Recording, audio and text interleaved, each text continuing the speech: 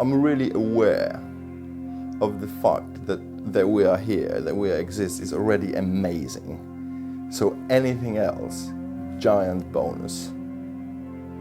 This is fantastic, you know, that you can see and talk and move and travel and have senses and cry and have feelings and fall in love and get angry. You know, this is amazing. You can just focus on this and have like so much fun. So anything else, technology, art, you know, everything else, you know, is just fantastic.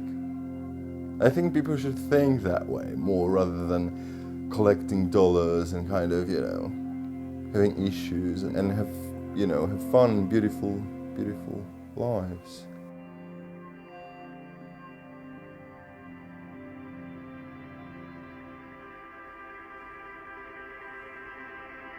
I grew up in the communistic Eastern Bloc country, but in a middle-class family, sort of privileged family where, you know, I didn't really experience all the darkness. So I don't know what makes me appreciate all this freedom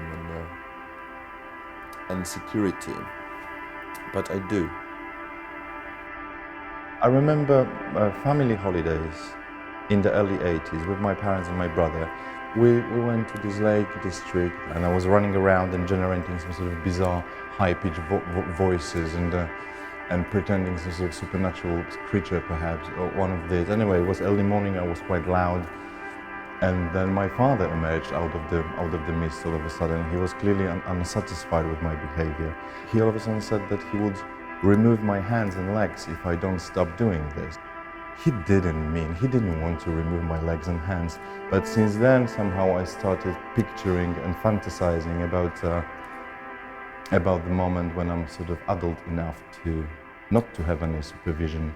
And then, I don't know, I've managed to create some sort of my own personal universe where I can be bizarre and then, you know, get away with not having a solid career, mortgage and a family. This is amazing. This is amazing, my new favorite image. Yeah, it's great. Naturally, when you create, you always take a risk of being laughed at, so people will appreciate your work or they will laugh at you. There's not much between really. So the failing element and kind of, you know, the fact that to create, you know, a piece of music or piece of art, you have to really open up and, you know, maybe this is the getting naked element when you really have to sort of, you know, open up and kind of, you know, be very yourself in a way.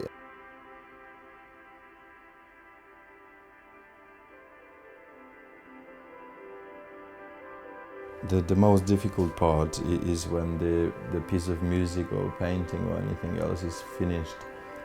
But when you have to go out there and kind of promote yourself and sell yourself and knock on people's door and literally ask for, you know, feedback, sympathy or money or anything else, that almost sort of kills the romantic, beautiful, naive idea of being an artist and being rebellious and being different.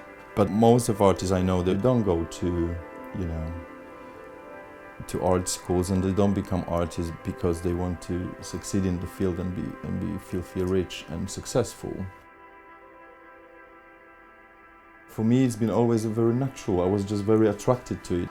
I never look back and think, oh, I made a mistake, and why am I doing this, and why am I not a doctor or lawyer or teacher or anyone else, and why am I not sort of following the routine? I just love doing this, and having a little plan and having a little creative project just makes me super happy. And then I always had my own kind of way of approaching life and doing things, and art allows me sort of to be that way.